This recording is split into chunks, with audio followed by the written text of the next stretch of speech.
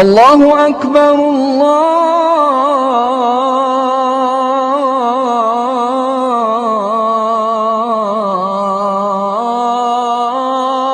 اکبر اشہد ان لا الہ الا اللہ.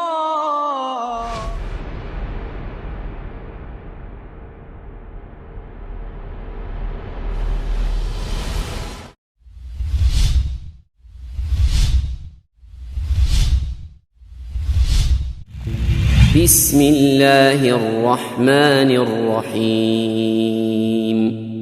والمؤمنون والمؤمنات بعضهم أولياء بعض يأمرون بالمعروف وينهون عن المنكر ويقيمون الصلاة ويؤتون الزكاة ويطيعون الله ورسوله أولئك سيرحمهم الله إن الله عزيز حكيم.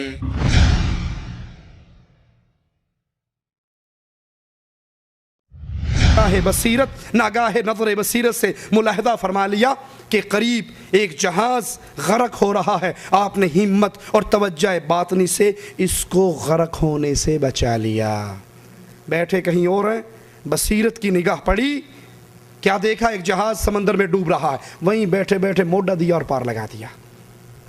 وہ بالکل ویسے ہی جیسے پیر صاحب سال کے بعد مریدنی کے گھر آئے, نماز پڑھنے لگے. نماز کے دوران کہتے ہیں, مریدنی نے دیکھا بھئی پیر صاحب نماز میں کیا آواز نکال رہے ہیں. سلام پھیرا کہ پیر جی کیا ہوا تھا, آپ آواز نکال رہے تھے. کہا پگلی تجھے نہیں پتا, میں یہاں پاک پتن شریف میں نماز پڑھ رہا تھا اور نگاہ بصیرت سے دیکھ رہا تھا ایک کتا مسجد نبوی کے اندر داخل ہو رہا تھا. میں نے یہیں سے رسالہ بھیجا جوال کا, وہ نکل لیا.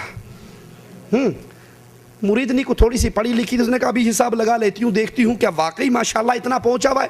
اس نے سیوییں پکائی اور سیویوں میں نیچے گھی, اوپر چینی, اوپر پھوکی بغیر گھی چینی کے سوکھی سیویاں اوپر رکھ دی اور چمچ دے کے حضرت جی کے ساتھ بیٹھی. حضرت جی کھائیے, تناول فرمائیے, سال کے بعد آئے. اب وہ پلیٹ کو بھی دیکھ رہا ہے اور مریدنی کو بھی دیکھ رہا ہے. وہ کہتی قربان جاؤں سرکار کھاتے نہیں ہیں. کہا میں تو سال کے بعد آیا تھا, بڑی امیدیں لے کر آیا تھا کہ تو بڑی خدمت کرے گی, اور تو نے پاگل عورت نہ اس میں گھی ڈالا ہے نہ شکر ڈالی ہے اور سوکی میرے سامنے رکھ دی, میں کیسے کھاؤں؟ اس نے جوتی اتاری اور چار اس کے سر میں ماری کہ ظالم, ابھی دوران نماز تجھے مدینے کی مسجد میں داخل ہونے والا کتا بھی نظر آ رہا تھا, اور اس کے نیچے جو پڑا ہے, اس کے نیچے کیا پڑا ہے؟ یہ سیویوں کے نیچے گھی بھی ہے, شکر بھی ہے. مدینے تک کی نگاہ بصیرت تمہاری کام کرتی ہے, لیکن پلیٹ کے نیچے کیا پڑا ہے وہ بصیرت کام نہیں کرتی. کہا امداد اللہ مہاجر مکی صاحب نے کہ پیر عبد القادر جیلانی بیٹھے ہوئے تھے اور بیٹھے بیٹھے ان کی نگاہ بصیرت نے دیکھا کہ ایک جہاز غرق ہو رہا ہے, اور فوراً توجہ اور ہمت سے ہی اتنی لہریں تھی, اتنا مقناطیس تھا کہ اس لوہے کو کھینچ کے باہر لگا دیا. یہی امداد اللہ مہاجر مکی کرامات امدادیہ کے اندر ان کی یہ کرامت موجود ہے. ایک مرید کہتا ہے میں حج کے لیے گیا, میرا جہاز پہاڑ سے ٹکرایا, قریب تھا دوبارہ ٹکراتا اور غرق ہو جاتا. میں نے وہیں بیٹھے بیٹھے کہا امداد اللہ مہاجر مکی صاحب اب نہیں بچاؤ گے تو کب بچاؤ گے؟ لا حول ولا قوت الا باللہ. تو کوئی بچا ہی نہیں سکتا صلی اللہ علیہ وسلم. اور یہ اہل شرک, یہ توحید کے جھوٹے دعوے دار, یہ توحید کے چولے پہن کر اپنے بزرگوں کی شرکیہ کرامات کو عام کرنے والے. کہا میں نے کہا پیر جی آپ نہیں بچاؤ گے تو کون بچائے گا؟ کہا اتنا کہنا تھا, فوراً جہاز باہر نکل آیا اور آہستہ آہستہ ساحل کو لگ گیا. میں جب ادھر یہ واقعہ ہوا, ادھر مرید صاحب پیر امداد اللہ مہاجر مکی کی کمر دباتے دباتے پیراہن جو اٹھایا تو کمر چھیلی ہوئی تھی. مرید نے کہا بابا جی کتنے گئے تھے؟ صحیح نہیں, میں باہر بیٹھا سا, یہ اندروں کاروائی کون پا گیا؟ میں دروازے پر تھا, آپ باہر کہیں گئے نہیں, خادم خاص ہوں, یہ اندر اندر کیا ہو گیا؟ کہا معرفتیاں گلہ نے تسی نہیں پہچان سکتے, یہ بزرگوں کی باتیں ہیں, تم نہیں سمجھ سکتے. کہا نہیں کچھ نہ کچھ تو بتائیے. کہا کیا بتاؤں, تیرا ایک مرید بھائی تھا, جہاز اس کا سمندر میں پھنس گیا تھا, قریب تھا وہ غرق ہو جاتا, اس نے مجھے پکارا, میں بے چین ہو گیا اور میں نے جا کے اس کے جہاز کو کندھا دیا, وہ پار لگ گیا, اسی لیے چھل گیا ہوگا, کسی کو نہ بتانا. کندھا نہیں تھا, پوری کرین تھی جو پورے جہاز کو موڑا دے کے باہر نکال لے. لا حول ولا قوت الا باللہ. یہی عقیدہ علماء بریلی کا اور یہی عقیدہ علماء دیوبند کا. اپنے پیروں کو غوث اعظم کا نام دیتے ہیں. یہ فضائل صدقات ہے, صفحہ 559 ہے 559 کے اوپر یہی عقیدہ غوث کا بیان کرتے ہیں. اپنے پیروں کو یہ لقب دیتے ہیں جس کا مطلب خاص کیا ہے کہ مددگار, سب سے بڑا مددگار, غوث اعظم سب سے بڑا مددگار, اور سب سے بڑا مددگار ایک اللہ عز و جل ہے. صفحہ 559 پر کہتے ہیں مولانا اشرف علی تھانوی اس واقعے پر لکھتے ہیں کہ مجھے حضرت غوث پاک کی خوشی یاد آ گئی. غوث پاک سب مددگار, فریاد رس, اور فریاد رس صرف ایک اللہ عز و جل ہے, اس کے علاوہ کوئی اور غوث نہیں ہے. علم غیب اللہ کا خاصہ ہے.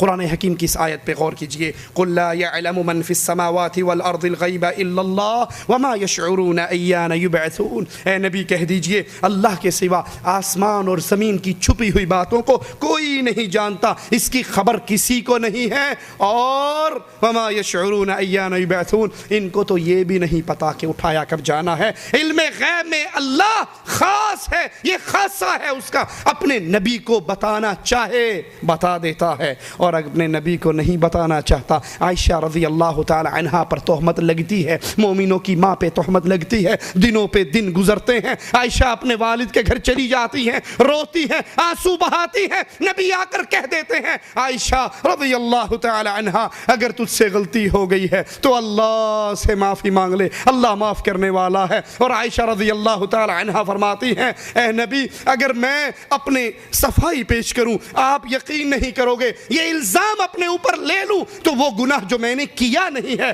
وہ الزام میں کیسے لے لوں. میں اب وہی کہوں گی جو یوسف کے بابا نے کہا تھا. یوسف کے بابا نے کہا تھا نبی ابھی بستر پہ ہیں, آسمان سے وحی آنا شروع ہو جاتی ہے, اور جب نبی کریم سر وحی کے آثار ختم ہوتے ہیں تو کہتے ہیں عائشہ خوش ہو جا, مبارک ہو تجھ کو, تیری برات کا اعلان عرش والے نے کر دیا. جب نبی کو بتا دیا جائے پتہ لگ جاتا ہے, نبی کو نہ بتایا جائے یہودیہ سحر والا کھانا کھلا دیتی ہے اور نبی لقمے چبا لیتے ہیں. یہ علم غیب خاص اللہ عز و جل کا خاصہ ہے. لیکن علماء بریلی کیا کہتے ہیں؟ ملفوظات احمد رضا خان بریلوی صفحہ نمبر اس کا 78 ہے, اس پر بیان کرتے ہیں شیخ محی الدین ابن عربی ایک جگہ دعوت میں تشریف لے گئے. آپ نے دیکھا کہ لڑکا کھانا کھا رہا ہے, کھانا کھاتے کھاتے اچانک رونے لگا. وجہ دریافت کرنے پر کہا میری ماں کو جہنم کا حکم ہو گیا ہے, وہ جہنم کی طرف جا رہی ہے. لا حول ولا قوت الا باللہ. میری ماں جہنم میں جا رہی ہے, فرشتے لے جا رہے ہیں. یہ لڑکا اس شہر میں مشہور تھا کہ اس کو کشف ہوتا ہے. شیخ اکبر محی الدین ابن عربی کے پاس 70,000 مرتبہ کلمہ شریف پڑھا ہوا تھا, سٹاک تھا ان کے پاس. انہوں نے دل ہی دل میں اس کی ماں کو بلٹی کر دیا. بلٹی سمجھتے ہو نا, ٹرین سے حیدرآباد سے سامان ڈالا بمبئی میں چھڑا لیا, اس نے بھی بلٹی کر دیا اور اس کی خبر کسی کو نہیں دی. دل میں بلٹی کیا, احسال ثواب کیا. وہ لڑکا ٹھٹھا مار کے ہنسنے لگ گیا اور کہا, پیر صاحب نے پوچھا تیرے ہنسنے کا سبب کیا ہے؟ کہا اب میری ماں کو فرشتے جنت کی طرف لے جا رہے ہیں. یہ اس کو بریلی میں بیٹھے بیٹھے کیسے پتہ لگ گیا میری ماں جنت میں جا رہی ہے یا جہنم میں؟ یہ غیب کی خبر اس کو کس نے بتا دی؟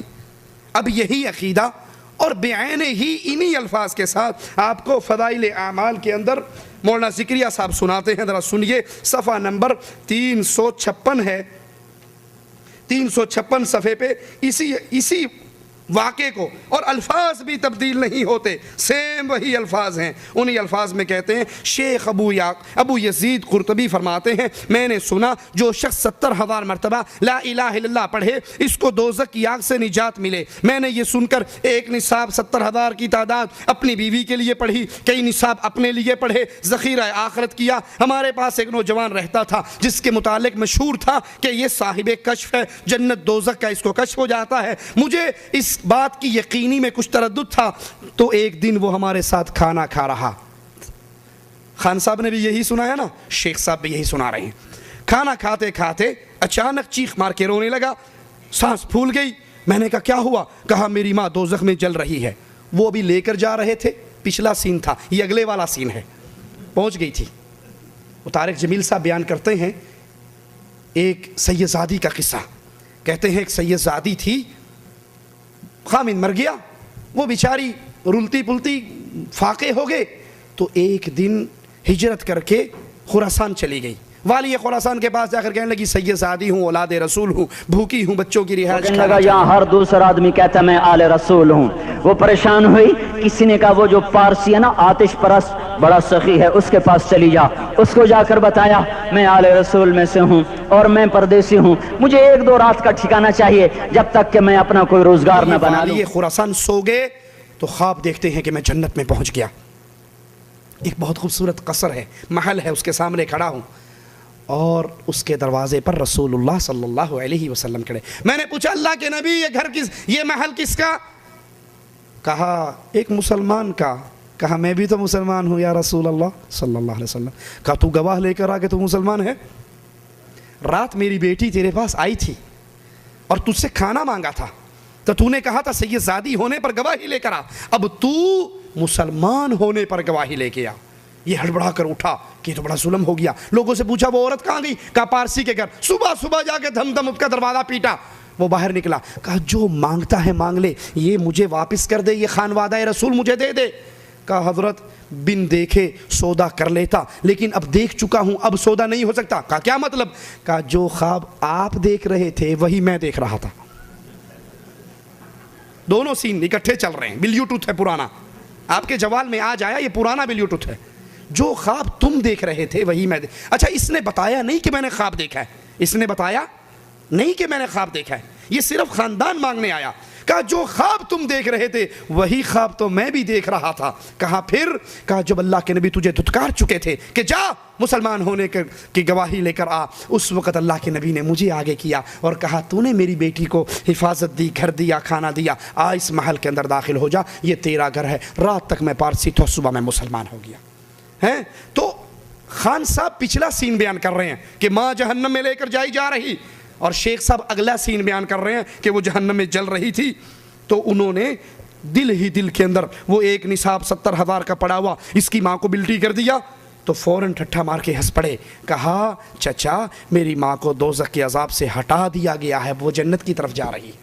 یہی عقیدہ علم غیب کا کہ ہمارے پیروں کو، ہمارے بزرگوں کو، ہمارے بڑوں کو اس دنیا میں رہتے ہوئے ساری باتوں کا علم ہو جاتا ہے۔ جنت جہنم ان کے سامنے، کائنات کو اپنے ناخن کے اس انگوٹھے میں دیکھتے ہیں، ہر چیز کا انہیں علم ہے، جو ہونا ہے اس کا بھی علم ہے، جو ہو چکا ہے اس کا بھی علم ہے، جو ہونے والا ہے اس کا بھی علم ہے۔ اور رسول اللہ صلی اللہ علیہ وسلم کے پاس 70 قاری مانگ کے لے جانے والے لے جاتے ہیں، انہیں شہید کر دیا جاتا ہے، تو نبی کو یہ علم غیب کیوں نہ ہوا؟ لا حول ولا قوت الا باللہ۔ قرآن حکیم کی اس آیت پہ غور کیجئے، انک لا تسمع الموتى ولا تسمع الصم الدعاء اذا ولوا مدبرین۔ اے نبی کریم لا تسمع الموتى، آپ مردوں کو نہیں سنا سکتے، آپ بہروں کو بھی نہیں سنا سکتے جب وہ پیٹھ پھیر کر واپس چلے جائیں۔ یہ قرآن کا فیصلہ ہے، اپنے نبی سے اعلان کروایا ہے۔ لیکن ملفوظات احمد رضا خان بریلوی صفحہ نمبر 89 صفحہ پر بیان فرماتے ہیں، کوئی سوال کرتا ہے مرید کو بعد وفات شیخ قبر پر کس طرح ادب کرنا چاہیے؟ ارشاد 4 ہاتھ کے فاصلے سے کھڑا ہو کر فاتحہ پڑھے، جس طرح اس کی زندگی میں ادب کرتا تھا اس کے سامنے سے ہو کر آئے، منڈی کی طرف سے موڑ کاٹ کے نہ آئے۔ کیوں؟ کیا فائدہ ہوگا؟ کہا جب سامنے سے آئے گا مردے کو دیکھنے میں آسانی رہے گی کون آ رہی ہے، اور اگر پیچھے سے آئے گا اس کو مڑ کر دیکھنا پڑے گا اور تکلیف ہو گئی۔ ابے مٹی سے کھائی ہوئی گردن مڑے گا ٹوٹ بھی جائے گی، اس لیے مہربانی کرو جب جاؤ سامنے سے آیا کرو۔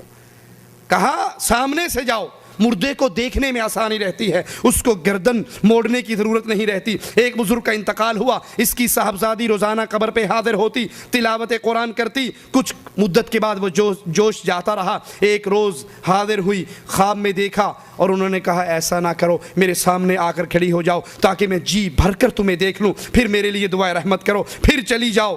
ایک بی بی نے مرنے کے بعد اپنے بیٹے کو خواب میں آ کر کہا میرا کفن ایسا خراب ہے کہ مجھے اپنے ساتھیوں سے شرم آتی ہے، پرسوں فلاں آدمی آ رہا ہے، لا حول ولا قوت الا باللہ، پرسوں فلاں آدمی آ رہا ہے، اس کے کفن میں میرا کفن بھی رکھ دینا، میں خود ہی لے لوں گی اس سے۔ تو انہوں نے ایک اچھا سارا کفن سلوا کے ان کے کفن میں رکھ دیا. ایک کو کفن دیا تو اس کی کفن نیچے قبر میں اتارنے والے کی تہمت چادر جو تھی کمر سے باندھی ہوئی وہ بھی ساتھ گر گئی, اس کے کفن میں دفن ہو گئی. یہ خواب میں آئے, کہا بھائی یہ زیادہ آ گئی تھی, یہ لے جا. خواب میں کہا صبح جب میری آنکھ کھلی تو وہ کلی پر ٹنگی ہوئی تھی, موجود تھی, دے کر کے چھوڑ کر کے. اللہ کا قرآن کہتا ہے جو قبر میں دفن ہو جائے یہ مردہ ہے, اموات غیر احیاء, یہ زندہ نہیں ہے, اس دنیا سے ان کا سارا رشتہ ٹوٹ جاتا ہے. اور یہاں کہا جاتا ہے نہیں, کفن میلا ہو جانے پر لانڈری سے دھلوا نہیں سکتے مردے, تو بیٹے سے منگوا تو سکتے ہیں نا. وہ کہاوت مشہور ہے کہ ایک پیر صاحب آئے مریدنی کے پاس, کہا تیرا ابا رات خواب میں آیا تھا, سر سے بھی ننگا, پاؤں سے بھی ننگا, جسم سے بھی ننگا, سردی سے کانپ رہا تھا, اور کہہ رہا تھا میری بیٹیا سے کہنا کفن بھی دے دے, جوتی بھی دے دے, پگڑی بھی دے دے. اس نے جوتی اتاری, اس پیر کے سر میں 4 ماری. کہا یہ کیا کیا؟ کہا ابا رات میرے خواب میں بھی آئے تھے, کہہ رہے تھے تیرے پاس مانگنے کے لیے آئے گا, اس کو 4 جوتی مارنا. بھاگتے ہوئے کہنے لگا تیرا ابا بڑا خراب ہے بھائی, مجھے کوئی اور پٹی پڑھاتا ہے, تجھے کوئی اور پٹی پڑھاتا ہے. قرآن کی آیت دو ٹوک, انک لا تسمع الموتى, آپ مردوں کو نہیں سنا سکتے, یہ مردہ ہے, یہ زندہ نہیں ہے, انہیں شعور نہیں ہے قیامت کب قائم ہونی ہے, اٹھایا کب جانا ہے. اس دنیا سے ان کے رشتے ٹوٹ چکے ہیں. اور یہاں علماء بریلی میلا کفن چینج کروا کے نیا پہنا رہے ہیں, ان سے باتیں بھی کر رہے ہیں. اب یہی عقیدہ جو ان حضرتوں کا تھا, وہی عقیدہ شیخ الحدیث ذکریہ صاحب بیان فرماتے ہیں کہ ایک بزرگ جو میرے والد کے دوست اور خدام میں سے تھے, بڑے صاحب کشف تھے, کشف قبور میں بہت بڑے ہوئے تھے. والد کے انتقال کے دوسرے دن ان کی قبر پہ حاضر ہوئے تو والد نے کہا, ان سے 3 باتیں کہیں. پہلی بات, والد صاحب کے مخالفین بہت زیادہ تھے, تو کہا مولوی ذکریہ سے کہہ دو اس کی فکر نہ کرو, یہ تیرا کچھ نہیں بگاڑ سکتے, اپنا ہی نقصان کریں گے. والد صاحب پہ قرضہ بہت تھا, مانگنے والے بہت تھے, کہا فکر نہ کرو میں اس کو ادا کر چکا ہوں.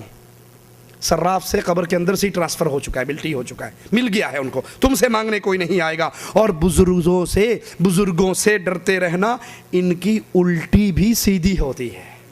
یہ الٹی بھی بولے نا, تمہیں الٹی لگے گی, حقیقت میں سیدھی. وہ گنج شکر ہمارے پاکستان کے, ان کے پاس سے ایک اونٹوں کا قافلہ گزرا جو گڑوں سے بھری ہوئی بوریاں تھی. گنج شکر اس کا نام یہیں سے پڑا, بابا غلام فرید گنج شکر. تو پوچھتے ہیں اونٹ والے سے یہ کیا لے جا رہا ہے؟ اس نے کہا مولوی یہ کہیں مانگ نہ لے. اس نے کہا پتھر لے جا رہا ہوں. کہا اچھا پتھر ہی ہوں گے. اب گھر گیا, اتارنے کے لیے جب گودام میں رکھا, جس بوری کو چیک کرے پتھروں کی بھری ہوئی تھا گڑ. بڑا پریشان ہوا کہ وہ پیر کی الٹی کی بھی سیدھی پڑ گئی. واپس آیا, رویا پیٹا, کہا حضرت مارا گیا. کہا کیا ہوا؟ کہا وہ میں نے جھوٹ بولا تھا, اس میں گڑ تھا, میں نے آپ سے کہا پتھر ہوں گے, پتھر ہیں, تو آپ نے کہا پتھر ہی ہوں گے, تو سارا گڑ ہی پتھر بن گیا. کہا اس میں گڑ تھا؟ کہا ہاں. کہا گڑ ہی ہوگا. یہ واپس آیا, ہر بوری کو کھولتا ہے, گڑ ہے اندر. لا حول ولا قوت الا باللہ, انا للہ و انا الیہ راجعون. تو کہا ان بزرگوں سے ڈرتے رہنا, ان کی الٹی بھی سیدھی پڑتی ہے. 3 مجالس صفحہ 185. یہی عقیدہ علماء بریلی کا ہے, اور یہی عقیدہ علماء دیوبند کا ہے. روحیں اس دنیا میں آتی ہیں نہیں آتی, جمعرات کو پھیرا مارتی ہے نا. بریلوی عقیدہ سنیے کیا کہتے ہیں. وہ کہتے ہیں روحیں اس دنیا میں آتی ہیں, اور جمعرات کے روز مومنوں کی روحیں اپنے گھروں میں آتی ہیں, دروازوں کے قریب کھڑے ہو کے دردناک آواز میں پکارتی ہے, اے میرے گھر والوں, اے میرے بچوں, اے میرے عزیزوں, ہم پہ صدقے سے مہربانی کرو. چنانچہ میت کی روح اپنے گھر میں جمعے کی رات کو پھر دیکھنے کے لیے آتی ہے کہ ان کی طرف سے صدقہ کیا گیا یا نہیں. اتیان الارواح, مجموعہ رسائل, جلد 2 صفحہ 69. اب یہ بریلویوں کا عقیدہ ہے. روح آتی ہے, دروازے پہ کھڑی ہوتی ہے اور پکارتی ہے, کیا پکایا؟ اگر جواب ملے حلوہ پکا,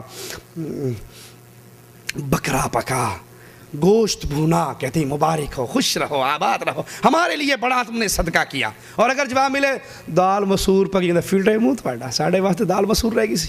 یہ روحیں آتی ہیں, یہ جاتی ہیں. یہی عقیدہ علماء دیوبند کا بھی ہے. 30 مجالس کے دیوبندی مصنف کہتے ہیں, صفحہ نمبر 211 ہے, اکابر کے لیے ایصال ثواب ضرور کیا کرو, کیوں؟ ان سے ان کی روحیں متوجہ ہوتی ہیں اور فیوض و برکات ملتے ہیں. اب آئیے, روحیں کہاں پر ہیں؟ 2 جگہ پہ, یا علیین میں یا سجیین, یا جنت میں یا जहन्नम में। जो जन्नत में है वो इस दुनिया में आना चाहेगी? अलग बहस है, आ सकती है नहीं, आना चाहेगी? तुम्हारे दुनिया की चीजें खाने के लिए आना चाहेगी? जन्नत के मेवे छोड़ के, जन्नत के परिंदों का गोश्त छोड़ के दुनिया में आना नहीं चाहेगी। तो कन्फर्म हो गया कि जन्नती तो नहीं आती। तो जो जहन्नम वाली हैं उन्हें कोई आने देगा? छलांग मारेंगे जुमेरात को आने के लिए ना, छलांग मारेंगे, फेरा माराएं, उईदू फीहा, फरिश्ते लोहे के गुर्स मारेंगे और फिर दोबारा उनको जहन्नम की तह तक पहुंचा देंगे। आइए उलमाए और बरेली दोनों के इन अकीदों को कि रूहें आती हैं, मुतवज्जा होती हैं, मदद करती हैं, फैज़ व बरक़ात मिलती हैं, कुरान से पूछते हैं। अलम यरौ कम अहलकना क़ब्लहुम मिनल क़ुरूनि अन्नहुम इलैहिम ला यरजिऊन, क्या ये नहीं देख चुके हमने इनसे पहले कितनी कौमों को हलाक कर दिया, वो इनके पास लौट कर नहीं आएंगे। कुरान हकीम का दूसरा मकाम, व हरामुन अला क़र्यतिन अहलकनाहा अन्नहुम ला यरजिऊन, जिन बस्तियों को हम फना कर चुके हैं इनके लिए नामुमकिन है कि वो फिर लौट कर दोबारा इस दुनिया पे आए। अरे शहीद का किस्सा हदीस में नहीं आता? अल्लाह की तौहीद के लिए कटने वाला, वो कहेगा, मालिक कहेगा मांग क्या मांगता है? कहेगा अल्लाह तूने बहुत कुछ अता किया है। मालिक कहेगा मांग क्या मांगता है? वो कहेगा अल्लाह मुझे एक मर्तबा दुनिया में लौटा दे, मैं फिर तेरे रास्ते के अंदर शहीद होना चाहता हूँ। मालिक फरमाएगा जो यहाँ पे आ गया ये मेरा फैसला है कि वो वापस नहीं जा सकता। सूरत यासीन की इब्तदा के अंदर 30-23वें पारे की इब्तदा के अंदर क्या किस्सा है उसका, जिसको काफिरों ने कत्ल कर दिया, वो अल्लाह के लिए शहीद हो गया। कहता है क़ाल या लैत कौमी यअलमून, काश मेरी कौम को पता लग जाए। उसको दुनिया पे आकर कौम को बताने की इजाज़त मालिक ने पैगाम उसका पहुंचा दिया। लेकिन उलमाए देवबंद और बरेलवी दोनों कहते हैं कि रूहें आती हैं और दुनिया में सब कुछ करती हैं। कायनात का निज़ाम चलाने वाला सिर्फ अल्लाह है, ये तौहीद है, याद कर लीजिए। अल्लाहुल्लज़ी रफ़अ अस्समावाति बिग़ैरि अमदिन तरौनहा सुम्मा इस्तवा अलल अर्श व सख़्ख़र अश-शम्स वल क़मर कुल्लुन यजरी लिअजलिन मुसम्मा युदब्बिरुल अम्र युफ़स्सिलुल आयाति लअल्लकुम बिलिक़ाइ रब्बिकुम तूक़िनून। इस ज़मीन व आसमान का निज़ाम चलाने वाला कौन है? अल्लाह वो है जिसने आसमानों को बग़ैर सतूनों के खड़ा किया है, तुम इसे देख रहे हो, फिर वो अपने अर्श पर मुस्तवी हुआ। उसी ने सूरज और चाँद को अपनी मातहती में लगा रखा है, हर एक अपनी मियाद मुअय्यन पे गश्त कर रहा है, वही काम की तदबीर करता है। और ये निशानियाँ खोल खोल कर अल्लाह ने बयान की है ताकि तुम अपने रब की मुलाकात का यकीन कर लो। इस कायनात के पूरे निज़ाम पे कंट्रोल न अली का है, न जाफर सादिक का है, न 12 का है, न 14 का है, न 4 का है, न बगदाद वालों का है, न बरेली वालों का है, न दिल्ली वालों का है, न रायवंड वालों का है। इस कायनात पे सारा इख्तियार, दरियाओं पे इख्तियार भी अल्लाह का है। मूसा अलैहिस्सलातु वस्सलाम के साथ ही कहते हैं सामने दरिया है, समंदर है, पीछे फिरौन की लाश कौमें हैं, फिरौन के लश्कर हैं, और वो नबी कहते हैं मेरा अल्लाह मेरे साथ है, वो ज़रूर मेरी मदद करेगा। ये नहीं कहते ओ दरिया मुझे रास्ता दे, कहते हैं अल्लाह मेरे साथ है। इस दरिया पर भी अल्लाह का हुक्म है, अल्लाह हुक्म देकर कहता है मूसा इस पे लाठी मारो, और वो दरिया रास्ता दे देता है। लेकिन आइए मलफूजात अहमद रज़ा में बरेलवी अकीदा पढ़ते हैं, सफ़ा नंबर 97 है। 97 पर अहमद रज़ा खान साहब बरेलवी बयान फरमाते हैं, सैयदुत ताइफा जुनैद बगदादी, नाम सुना हजरत का? ये नहीं सुना? सुना है नाम? अरे याद कर लो, तुम्हें एक और चीज़ सुना दूँ, कहीं और भी काम आएगी। ये जुनैद बगदादी वो हज़रत हैं, ये अशरफ अली थानवी साहब लिखते हैं इन हज़रत के बारे में सफ़ा नंबर 157 पर 157 पर कि जुनैद बगदादी बैठे थे, मशगूले बाहक़ थे, अल्लाह के साथ लो लगी हुई थी हैं, और सामने से एक कुत्ता गुजरा, इनकी नज़र करम उस कुत्ते पे पड़ गई। वो कुत्ता इतना साहिबे कमाल हुआ कि जहाँ जहाँ जाता बस्ती के कुत्ते उसके पीछे हो लेते, और जहाँ वो बैठता बाकी कुत्ते हल्का बनाकर उसके गिर्द मुराकबा करते। हाजी साहब ने हंसकर कहा फिर वो कुत्ता उन कुत्तों का शेख बन गया। या अल्लाह या करीम, अल्लाह के नबी अपने चचा की मिन्नतें करते रह गए, चचा ने कलमा नहीं पढ़ा, और इन पीरों और बाबों की नज़रों में इतना कमाल है कि ये कुत्ते पे नज़र डाल दें तो उसका भी दिल जारी हो जाता है। اسی حضرت کا کہتے ہیں سید الطائفہ جنید بغدادی دجلہ پر تشریف لائے، یا اللہ کہتے ہوئے زمین کی مثل چلنے لگے۔ ایک شخص پیچھے سے آیا، اس نے کہا حضرت میں نے بھی جانا ہے۔ کہا تو کہ یا جنید یا جنید یا جنید۔ اس نے یا جنید یا جنید کہا تو دریا نے اس کو بھی راستہ دے دیا۔ کہتے ہیں دو صاحب اولیاء کرام میں سے ایک دریا کے اس کنارے، دوسرا اس کنارے، ان میں سے ایک نے کھیر پکائی، خادم سے کہا تھوڑی ہمارے دوست کو بھی دے آؤ۔ خادم نے عرض کی حضور راستے میں دریا پڑتا ہے، کیوں کر پار اتروں گا، کشتی کا انتظام نہیں ہے۔ کہا دریا کے کنارے جا اور کہہ میں اس کے پاس سے آیا ہوں جو آج تک اپنی عورت کے پاس نہیں گیا۔ خادم حیران تھا کہ یہ کیا معاملہ ہے، کیونکہ یہ صاحب اولاد تھے۔ بہرحال حکم کی تکمیل کی، دریا پر گیا، پیغام دیا، دریا نے فوراً اس کو راستہ دے دیا اور یہ پار لگ گیا۔ پار جا کے پیر کے پاس گیا، اس نے کھیر کھائی اور کھانے کے بعد پھر اس نے کہا جاؤ ہمارے بھائی کو ہمارا سلام کہنا۔ کہا صاحب سلام تو تب کہوں گا جب پار جا سکوں گا، آگے تو دریا ہے۔ کہا اچھا تو دریا کے پاس جا کر کہو اس آدمی کے پاس سے آیا ہوں جس نے 30 برس تک آج تک کچھ نہیں کھایا۔ اور یہ کہتا ہے یہ عجیب جھوٹ بولتا ہے، ابھی میرے سامنے پوری پلیٹ کھا گیا لکیر کی، 30 برس سے کچھ نہیں کھایا۔ خادم ششپنج رہ گیا، یہ عجیب بات ہے، ابھی تو میرے سامنے کھیر تناول فرمائی اور فرماتے اتنی مدت سے کچھ نہیں کھایا۔ بہرحال ادب تھا، خاموش رہا اور دریا پر آ کر کہا جو کہا، دریا نے فوراً ان کو راستہ دے دیا۔ یہ بریلوی عقیدہ تھا اور یہی عقیدہ فضائل صدقات کے اندر شیخ الحدیث مولانا ذکریہ صاحب بیان کرتے ہیں، 529 صفحہ نمبر ہے، اور سیم یہی قصہ، یہی الفاظ، یہی نام، یہی چیزیں ہیں۔ کہتے ہیں میں نے اپنے والد سے ایک قصہ سنا، اکثر سنایا کرتے تھے۔ پانی پت میں ایک آدمی رہتا تھا، راستے میں جمنا پڑتی تھی، اتفاق سے اس میں طغیانی تھی، کوئی کشتی اس کو پار لے جانے کے لیے تیار نہیں تھی۔ یہ بڑا پریشان ہوا، لوگوں نے کہا فلاں جنگل میں ایک بزرگ رہتے ہیں، ان سے جا کر اپنی ضرورت کا اظہار کرو، اگر وہ کوئی صورت تجویز کریں تو کام چل جائے گا، ویسے کوئی صورت نہیں۔ پہلے وہ بزرگ خفا ہوں گے، ناراض ہوں گے، انکار کریں گے، مایوس نہ ہونا، چمٹے رہنا۔ یہ وہاں گیا، جھوپڑی میں گیا اور رو رو کے اپنی ضرورت سنائی اور انہوں نے انکار کیا، لیکن جب ان کا رونا بڑھ گیا تو پھر انہوں نے کہا کہ دریا کے پاس جا اور اس سے کہہ اس نے بھیجا ہے جس نے عمر بھر نہ کچھ کھایا ہے اور نہ بیوی سے صحبت کی ہے، حالانکہ پیر صاحب صاحب اولاد تھے، لا حول ولا قوت الا باللہ۔ اس نے بھیجا ہے جس نے نہ کبھی کھایا اور نہ بیوی سے صحبت کی۔ یہ شخص واپس ہوا، ان سے کہنے کے موافق عمل کیا، جمنا کا پانی رک گیا، اللہ کے حکم سے موسیٰ علیہ السلام کے لیے پانی رکا، کیونکہ دریاؤں پر قبضہ کس کا ہے؟ اللہ کا۔ اور کہتے ہیں علماء بریلی بھی اور علماء دیوبند بھی کہتے ہیں ہمارے پیروں کا بھی قبضہ ہے۔ فوراً جمنا کا پانی رک گیا اور جمنا کا پانی رک گیا، یہ شخص پار ہو گیا۔ ہمارے پیروں کا، ہمارے بزرگوں کا ایک آرڈر، دریا فوراً راستہ دے دیتا ہے۔ یہی عقیدہ علماء بریلی کا ہے اور یہی عقیدہ علماء دیوبند کا ہے۔ رسول اللہ صلی اللہ علیہ وسلم کو بھی علم غیب نہیں تھا۔ قرآن کہتا ہے قُلْ لَا أَقُولُ لَكُمْ عِنْدِي خَزَائِنُ اللَّهِ وَلَا أَعْلَمُ الْغَيْبِ، اے اللہ کے نبی کہہ دیجئے کہ میرے پاس اللہ کے خزانے نہیں ہیں، میں ان کا مالک نہیں ہوں اور نہ ہی میں عالم الغیب ہوں۔ لیکن بریلوی عقیدہ اعلیٰ حضرت احمد رضا خان بریلوی فرماتے ہیں حضور کو 5 غیبوں کا علم تھا، بارش کب برسے گی اللہ کے نبی کو علم تھا، ماں کے پیٹ میں کیا ہے اللہ کے نبی کو علم تھا۔ یہ جتنے 5 مفتاح الغیب جو ہیں، چابیاں جو غیب کی ہیں، یہ 5 کا اللہ کے نبی صلی اللہ علیہ وسلم کو علم تھا، مگر آپ کو ان سب کو مخفی رکھنے کا حکم دیا گیا۔ نعوذ باللہ، یعنی قرآن پھر نبی سے جھوٹ بلوا رہا ہے، اے نبی کہو مجھے علم غیب نہیں ہے۔ اس کے جواب میں پتہ کیا کہتے ہیں؟ نہیں علم غیب تو تھا لیکن اتوں کہندے سن کہ نہیں وچوں سارا پتہ سی۔ اسی لیے وہ ہمارے شیخ محمد حسین شیخ پوری اللہ ان کی قبر کو جنت کا باغ بنائے، وہ کہا کرتے تھے کہ بابا آدم کی دعا پتہ کیا ہے؟ ربنا ظلمنا انفسنا، اے اللہ ہم نے ظلم کیا اپنی جان پہ، ہم نے ظلم کیا اپنی جان پہ۔ کہ آدم علیہ السلام نے کہا ہم نے ظلم کیا اپنی جان پہ، بریلوی بھائی سمجھے ہم نے ظلم کیا جان کے،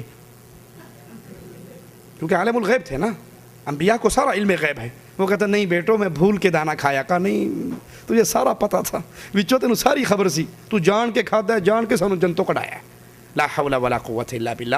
اللہ کا قرآن کہہ رہا ہے نبی کہہ دیجئے مجھے علم غیب نہیں ہے، اور احمد رضا خان صاحب بریلوی فرماتے ہیں خالص اعتقاد صفحہ 56 پر کہ نبی کو سارے غیبوں کا علم تھا، پانچوں غیب کی کنجیاں آپ کے پاس تھی، لیکن آپ کو حکم تھا کہ اس کو مخفی رکھا جائے۔ یہ حکم قرآن کی کس آیت میں ہے اور نبی کی کس حدیث میں ہے؟ یہی عقیدہ دیوبندی بزرگوں کا بھی ہے۔ زلزلہ در زلزلہ کتاب ہمارے ہاتھ میں ہے، صفحہ نمبر اس کتاب کا 101 ہے، 101 صفحے پر فرماتے ہیں علماء دیوبند ہرگز یہ نہیں کہتے اللہ کے علاوہ غیب کی بات کسی کو معلوم نہیں ہو سکتی۔ ہمارا بھی یہی عقیدہ ہے کہ نبی کو علم غیب ہو سکتا ہے۔ ماں کے پیٹ میں کیا ہے؟ قرآن کی آیت سنیے، ان اللہ عندہ علم الساعہ، اللہ کے علم میں ہے قیامت کب آئے گی، وَيُنَزِّلُ الْغَيْثِ، بارش کب برسے گی یہ بھی اللہ کے علم میں ہے، وَيَعْلَمُ مَا فِي الْأَرْحَامِ، ماں کے پیٹ میں کیا ہے یہ بھی اللہ کے علم میں ہے۔ لیکن احمد رضا خان صاحب بریلوی خالص الاعتقاد صفحہ 53 پہ لکھتے ہیں ہم نے ایسی جماعتوں کو دیکھا ہے جنہوں نے یہ جان لیا کہ وہ کہاں مریں گے، اور حالت حمل میں اور حالت حمل سے بھی پہلے، کام سٹارٹ ہونے سے پہلے ان کو علم تھا اس عورت کے پیٹ میں لڑکا ہوگا یا لڑکی ہوگی۔ یہ علماء بریلی کا عقیدہ ہے، اور یہی علماء دیوبند کا عقیدہ ہے۔ یہ ارواح ثلاثہ صفحہ اس کا 163 ہے، صفحہ 163 پر اپنے ایک مرید کا، پیر کے مرید کا قصہ، پیر صاحب تو خیر پیر صاحب ہوتے ہیں نا، یہ ان کے مرید کا قصہ ہے۔ خان صاحب نے فرمایا مولانا نانوتوی فرماتے تھے، قاسم نانوتوی، کہ شاہ عبد الرحیم ولایتی کے ایک مرید تھے جن کا نام عبداللہ خان تھا، قوم کے راجپوت تھے، حضرت کے خاص مرید تھے۔ ان کی حالت یہ تھی کسی کے گھر میں حمل ہوتا، تعویذ لینے آتا تو وہ فرما دیا کرتے تھے تیرے گھر میں لڑکی ہوگی یا لڑکا، اور جو آپ بتلاتے تھے وہی ہوتا تھا۔ تو کسی نے پوچھا حضرت جو کہتے ہو وہی ہوتا ہے، آخر وجہ کیا ہے؟ کہا بھائی میں کیا کروں، بچہ اپنی پوری صورت کے ساتھ میرے سامنے واضح ہو جاتا ہے، الٹرا ساؤنڈ فری میں ہی، اب تو 200-300 ریال لگتے ہیں، اور یہ حضرت پورا بچہ نکل کے ان کے سامنے آتا، میں کیا ہوں، میں دیکھ کے بتا دیتا یہ لڑکی ہے اور یہ لڑکا ہے، لا حول ولا قوت الا باللہ۔ اور قرآن کیا کہتا ہے، ما فی الارحام، ماں کے رحم میں کیا ہے، لڑکا ہوگا یا لڑکی، اس کا علم اللہ کے علاوہ کسی کو نہیں ہے۔ لیکن علماء بریلی کا بھی یہی عقیدہ ہے، اور علماء دیوبند کا بھی یہی عقیدہ ہے، قبروں اور مردوں سے فیض ملنے کا عقیدہ علماء بریلی کا بھی ہے اور علماء دیوبندی کا بھی ہے۔ ایک بریلوی عالم عثمان اپنی کتاب کشف فیوض صفحہ 43 پہ لکھتے ہیں قبروں کی زیارت کرنے سے نفع حاصل ہوتا ہے، نیک مردوں سے مدد ملتی ہے، زیارت سے مقصود یہ ہے کہ اہل قبور سے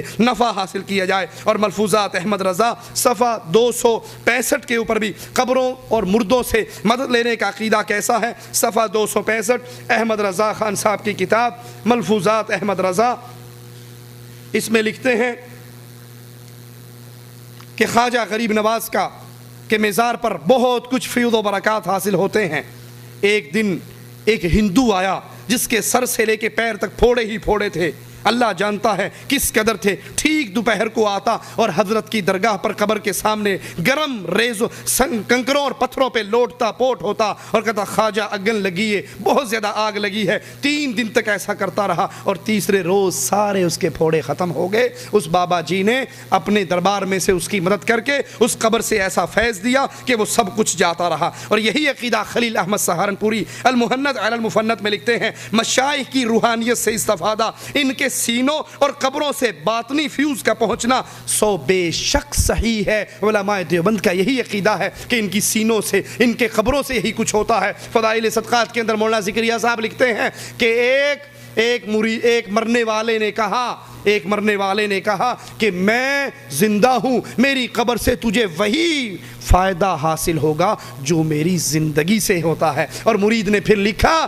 کہ جو مجھے حضرت کی زندگی سے فائدہ ہونا تھا سارا فائدہ مجھے حضرت کی قبر سے ملا، لا حول ولا قوت الا باللہ۔ رسول کریم صلی اللہ علیہ وسلم فوت ہو کر اس دنیا سے جا چکے ہیں، اس دنیا سے آپ کا تعلق ٹوٹ چکا ہے، اس دنیا کے حالات کا اللہ کے نبی کو علم نہیں۔ لیکن علماء بریلی اور علماء دیوبند کیا کہتے ہیں سنیے، ملفوظات احمد رضا صفحہ نمبر 249 کے اندر 249 ملفوظات احمد رضا اللہ کے نبی صلی اللہ علیہ وسلم کے بارے میں کہتے ہیں کہ اللہ کے حبیب انبیاء کرام سائل سوال کرتا ہے، انبیاء اور اولیاء کی کرام کی حیات برزخیہ میں کیا فرق ہے؟ کہا انبیاء کرام کی حیات حسی، حقیقی، دنیاوی ہے، ان پر تصدیق وعدہ الہیہ کے لیے ایک لمحے کے لیے موت طاری ہوئی، پھر ان کو فوراً ویسی ہی حیات عطا فرما دی گئی جیسی دنیا کی حیات تھی۔ ان پر دنیا کے احکامات لاگو ہوں گے، ان کا ترکہ بانٹا نہ جائے گا۔ حالانکہ رسول کریم کا ترکہ کیوں نہ بانٹا گیا کہ اللہ کے نبی نے فرما دیا تھا انبیاء جو چھوڑتے ہیں وہ امت کے لیے صدقہ ہوا کرتا ہے۔ ہماری وراثت تو علم ہے جس کو ہم دے کر جا رہے ہیں، لیکن کہتے ہیں نبی کا ترکہ اس لیے نہیں بٹا کہ آپ زندہ ہیں۔ ان کی ازواج کو نکاح حرام ہے، ازواج مطہرات پہ عدت نہیں ہے۔ حالانکہ نبی کی بیویوں سے نکاح اس لیے حرام نہیں کہ نبی کی بیویاں زندہ ہیں، بلکہ اس لیے حرام ہے کہ یہ بیویاں امت کے لیے ماں بن چکی ہیں، اور ماں سے نکاح امت محمد رسول اللہ صلی اللہ علیہ وسلم کو نہ لائق ہے، نہ زیبا ہے، نہ شریعت اس کی اجازت دیتی ہے، بلکہ یہ بدترین عمل ہے اپنی ماں کے ساتھ بدکاری کرنا، جس کو حدیث رسول یوں بیان کرتی ہے سود کا ذکر کرتے ہوئے کہ سود کا سب سے چھوٹا گناہ یہ ہے کہ انسان اپنی ماں کے ساتھ بدکاری کرے۔ اور یہ کہتا ہے نبی کی بیویوں سے نکاح اس لیے حرام ہے کیونکہ نبی صلی اللہ علیہ وسلم زندہ ہیں، وہ اپنی قبر میں کھاتے پیتے ہیں، نماز پڑھتے ہیں، بلکہ سیدی محمد بن عبد الباقی زرقانی فرماتے ہیں نعوذ باللہ ثم نعوذ باللہ، اس غلیظ ترین عقیدے کو اگر واضح کرنا مقصود نہ ہوتا، اللہ کی قسم میں اس عبارت کو نہ پڑھتا کہ انبیاء علیہ السلام اپنی قبروں میں ان کی ازواج مطہرات پیش کی جاتی ہیں جن سے وہ شباشی کرتے ہیں۔ لا حول ولا قوت الا باللہ، انا للہ و انا الیہ راجعون۔ یہ عقیدہ علماء بریلی کا ہے، اور دیوبندی علماء کا بھی یہی عقیدہ ہے۔ المہند علی المفند صفحہ 221 پر، المہند المفند کا صفحہ 221 ہے۔ اسی عقیدے کو بیان کرتے ہوئے تھانوی صاحب کے حوالے سے کہتے ہیں ہمارے نزدیک اور ہمارے مشائخ کے نزدیک اللہ کے نبی صلی اللہ علیہ وسلم اپنی قبر مبارک میں زندہ ہیں، آپ کی حیات دنیا کی سی ہے، آپ کی حیات دنیا کی سی ہے اور برزخی نہیں ہے بلکہ حسی دنیاوی حیات ہے۔ یہی علماء بریلی کا عقیدہ اور یہی علماء دیوبند کا عقیدہ۔ تھانوی صاحب لکھتے ہیں برزخ میں آپ کے یہ مشاغل ثابت ہیں، اذان، اقامت اور قرآن پڑھنا۔ نشر طیب صفحہ 142۔ رسول اللہ صلی اللہ علیہ وسلم کی نبوت میں کسی اور کا حصہ نہیں ہے۔ اللہ کے نبی صلی اللہ علیہ وسلم نے مسئلے کو واضح کرنے کے لیے عمر ابن خطاب کو یہاں تک کہا تھا جب ان کے ہاتھ میں تورات کا ورقہ دیکھا تھا، لو کان موسیٰ حیاً، آج موسیٰ علیہ السلام زندہ ہوتے تو ان کو بھی میری اتباع ہی کرنی پڑتی، میرے پیچھے ہی چلنا پڑتا، لیکن اللہ کے نبی صلی اللہ علیہ وسلم کی رسالت میں علماء بریلی کیسے اپنے بزرگوں کو شامل کرتے ہیں، یہ ہمارے ہاتھ میں تذکرہ غوثیہ ہے جس کا صفحہ نمبر 324 ہے۔ 324 صفحہ پر وہ ایک اپنے پیر اور مرید کا قصہ بیان کرتے ہیں کہ ہمارے پیر ابو بکر شبلی کے پاس 2 شخص بیعت کے ارادے سے حاضر ہوئے، ان میں سے ایک کو پیر صاحب نے کہا پڑھو لا الہ الا اللہ شبلی رسول اللہ لا حول ولا قوت الا باللہ انا للہ و انا الیہ راجعون۔ مرید نے کہا لا حول ولا قوت الا باللہ، پیر صاحب نے بھی کہا لا حول ولا قوت الا باللہ۔ اس نے پوچھا آپ نے لا حول کیوں پڑھا؟ اس نے استفسار کیا تو نے کیوں پڑھا؟ کیا میں نے تو اس لیے پڑھا، میں پیر سمجھ کے آیا تھا، لیکن آپ تو بے شرع آدمی ہو، میں بے شرع کے پاس مرید ہونے آ گیا۔ آپ نے کہا میں نے اس لیے پڑھا، جاہل کے سامنے راز کی بات بتا دی، یہ راز تھا جو میں جاہل کے سامنے بیان کر چکا ہوں۔ دوسرے سے کہا تم پڑھو لا الہ الا اللہ شبلی رسول اللہ۔ اس نے کہا حضرت میں تو آپ کو کچھ اور ہی سمجھ کر آیا تھا، آپ تو ورے ہی گر پڑے، صرف رسالت پہ ہی قناعت کر لی، میں تو اس سے اگلا سٹیج دینے آیا تھا، رسالت سے اگلا سٹیج کس کا ہے؟ کہا میں تو تجھے اللہ بنانے آیا تھا، تم تو پہلے ہی گر گئے، تو خدا بننے کا دعویٰ کرتا میں اس کو بھی تسلیم کرتا۔ تو پیر صاحب نے ہنس کر فرمایا اچھا تم کو ہم تعلیم کریں گے، تم ہمارے پاس بیٹھو۔ یہ علماء بریلی کا عقیدہ، اور سیم یہی عقیدہ علماء دیوبند کا ہے۔ یہ ہمارے ہاتھ کے اندر رسالہ الامداد اشرف علی تھانوی صاحب کا، اس کا صفحہ نمبر 34 ہے، جہاں پر ایک مرید خواب دیکھتا ہے اور خواب میں کلمہ پڑھتا ہے لا الہ الا اللہ اشرف علی رسول اللہ، پھر ان کی آنکھ کھل جاتی ہے، ہڑبڑا کے بیٹھ جاتا ہے، پریشان ہوتا ہے، میں نے کیا کلمہ پڑھا، غلطی یاد آتی ہے، زور زور سے روتا ہے، پھر اپنی غلطی کی اصلاح کرنے کے لیے اب نبی کریم صلی اللہ علیہ وسلم پر درود پڑھنے کی کوشش کرتا ہے، لیکن کہتا ہے کہ میں اب جاگ چکا ہوں، نیند ختم ہو چکی ہے، بیداری کی حالت میں ہوں، لیکن پھر بھی زبان میری کہتی ہے اللہم صلی علی سیدنا و نبینا و مولانا اشرف علی، لا حول ولا قوت الا باللہ۔ یہی عقیدہ علماء بریلی کا، اپنے پیروں کو اتنا عظیم مقام دیا کہ ان کو نبی کی رسالت میں شامل کر دیا، اور یہی عقیدہ علماء دیوبند کا۔ یہ سوال، یہ سائل سوال لکھ کر اشرف علی تھانوی صاحب کو بھیجتا ہے، اور تھانوی صاحب اس کے سوال کے جواب میں کہتے ہیں اس واقعے میں تسلی تھی کہ جس کی طرف تم رجوع کرتے ہو وہ بعونہ تعالی متبع سنت ہے، تم میرے پیچھے اور میں نبی کے پیچھے ٹینشن لینے کی کوئی ضرورت نہیں ہے، کوئی پریشانی والی بات نہیں۔ تم نے جو یہ کلمہ پڑھا ہے اور جاگ کر مجھے نبی کہہ کر مجھ پہ درود پڑھا ہے، تو یہ اللہ نے پڑھوایا ہے، یہ اشارہ ہے تمہارے لیے کہ تم نے جس کو پیر پکڑا ہے وہ متبع سنت ہے، لا حول ولا قوت الا باللہ۔ اسی طرح انبیاء کی صفات کے اندر کوئی اور شریک نہیں ہو سکتا۔ انبیاء کو جو نبوت کا کام اللہ نے دیا ہے، جو ان کے اوپر وحی آتی تھی، وہ انہی کا خاصہ تھا، لیکن علماء دیوبند اس کے اندر بھی اپنے پیروں کو کیسے شامل کرتے ہیں۔ یہ سوانح قاسمی ہے ہمارے ہاتھ میں، قاسم نانوتوی صاحب کی کتاب، اس کا صفحہ نمبر 301 ہے۔ حاجی امداد اللہ اپنے سارے مریدوں کو ذکر اذکار سکھایا کرتے تھے، اور وہ اپنا ذکر کر کے رپورٹیں حاجی صاحب کے سامنے پیش کرتے تھے۔ تو حاجی صاحب نے ایک دن قاسم نانوتوی صاحب سے بھی پوچھا کہ تمہیں بھی تو میں نے ذکر سکھایا، تم نے مجھے کوئی رپورٹ پیش نہیں کی۔ انہوں نے کہا حضرت حالات و ثمرات تو بڑے لوگوں کو ہوتے ہیں، مجھ سے تو جتنا کام آپ نے فرمایا وہ بھی نہیں ہوتا، جو آپ نے ذکر کہا نا اتنے بار کرنا ہے، جہاں تسبیح لے کر بیٹھتا ہوں بس ایک مصیبت ہوتی ہے، اس قدر وزن پڑتا ہے کہ جیسے 100 من کے پتھر کسی نے میرے اوپر رکھ دیے ہوں، زبان و دل سب بستہ ہو جاتے ہیں۔ تھانوی، یہ بھی حضرت تھانوی ہی کی روایت ہے کہ روتے ہوئے بے ساختہ آپ کی زبان سے یہ الفاظ جاری ہوئے کہ میں ہی بدقسمت ہوں، ایسا ہوتا ہے جیسے زبان کو کسی نے جکڑ لیا ہے۔ یہ سن کر امداد اللہ صاحب کہنے لگے مبارک ہو، یہ نبوت کا آپ کے دل پر فیضان ہوتا ہے، اور یہ وہ بوجھ ہے جو حضور کو وحی کے وقت ہوا کرتا تھا، لا حول ولا قوت الا باللہ۔ اللہ کے نبی کے وحی پر بوجھ پڑتا تھا، اب تم جب یہ کام کرتے ہو تم پر بھی یہ بوجھ پڑتا ہے، جو کام نبی سے لینا تھا وہی کام تم سے لیا جائے گا، یہ کام، یہ بوجھ، یہ نبوت کا فیضان ہے تمہارے اوپر۔ اور ملفوظات احمد رضا خان اپنی کتاب صفحہ 63 پر اسی کتاب کے کہتے ہیں کہ اللہ کے نبی صلی اللہ علیہ وسلم کو درد سر، بخار، وہ مبارک امراض ہیں جو انبیاء علیہ السلام کو ہوتے ہیں، اور اللہ کا شکر ہے کہ مجھے بھی اکثر بخار اور سر درد رہتا ہے۔ 2 سیڑھیاں چڑھ چکا ہوں، بس 2-3 کا اور انتظار ہے، لیکن برا ہو مرزا غلام قادیانی کا، جس نے ان سب کی رنگ میں بھنگ ڈال دی۔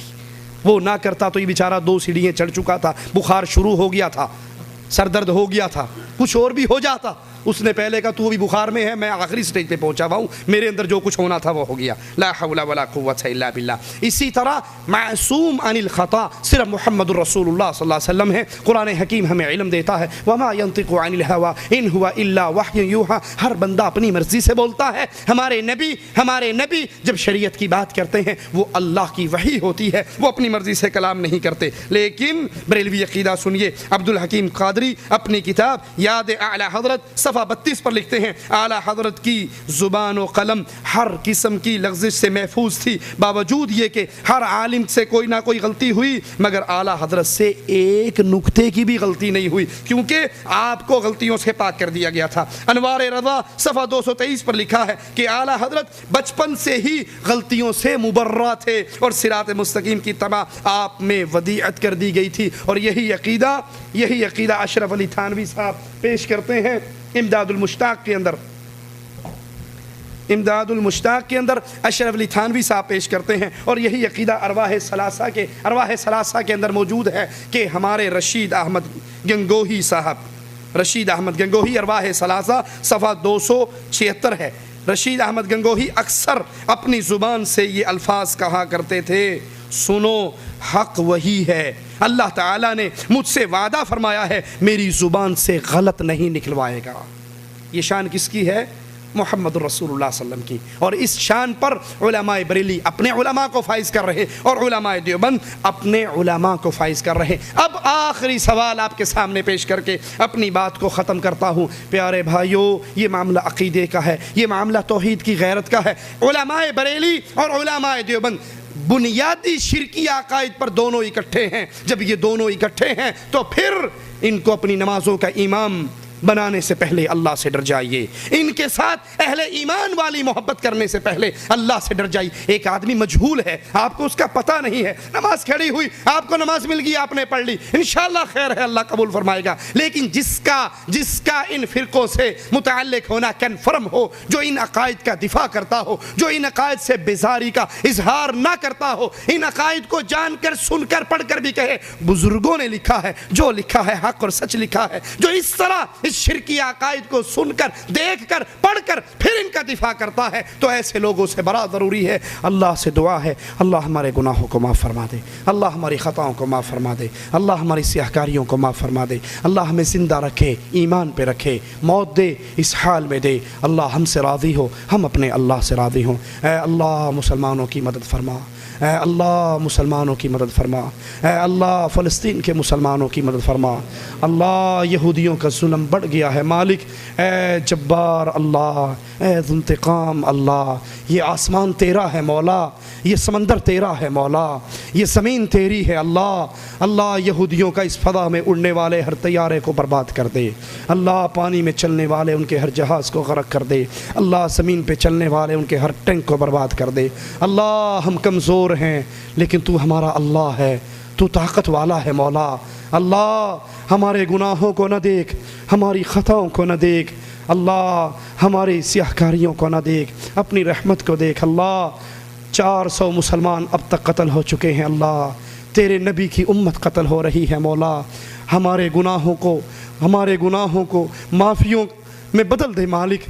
اللہ ہمارے گناہوں کو معاف کر دے اور اہل ایمان کی مدد فرما۔ اللہ یہود و نصارہ کو برباد فرما، اللہ یہودیوں کے جو دوست ہیں ان کو برباد فرما۔ اللہ اس کی مدد کر جو تیرے نبی کے دین کی مدد کرے اور ہمیں بھی ان میں شامل فرما۔ اللہ ان کو ذلیل کر جو تیرے نبی کے دین کو ذلیل کرے اور ہمیں ان میں شامل نہ فرمانا۔ اقول قولی ھذا واستغفر اللہ لی ولکم ولسائر المسلمین فاستغفروہ انہ ھو الغفور الرحیم۔ جزاکم اللہ خیر، احسن الجزا۔ حضرات ابھی آپ سماعت فرما رہے تھے عقائد دیوبندی عقائد اور بریلوی عقائد۔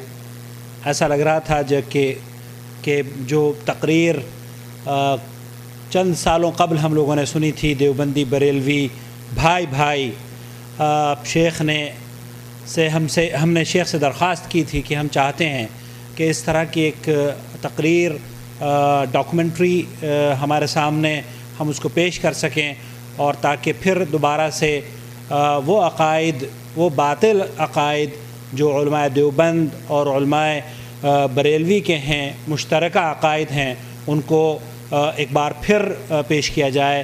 اللہ شیخ کے علم و عمل میں اضافہ فرمائے، آپ کی حفاظت فرمائے، نظر بد سے، حاسدوں کے حسد سے بچائے کہ شیخ نے ہماری دعوت کو قبول کیا اور یہ تمام قیمتی مواد پھر ایک بار ہمارے سامنے پیش کیا ہے۔ اللہ رب العالمین شیخ کو جزائے خیر عطا فرمائے۔ اللہ رب العالمین ہمارے علماء کی حفاظت فرمائے، آپ تمام کا آنا مبارک ہو۔ اللہ رب العالمین جدہ دعوت سینٹر کے ذمہ داران کی طرف سے میں آپ تمام کا، علماء کرام کا شکریہ ادا کرتا ہوں۔ سبحانک اللہم و بحمدک، اشہد ان لا الہ الا انت، استغفرک و اتوب الیک۔ والسلام علیکم ورحمۃ اللہ وبرکاتہ۔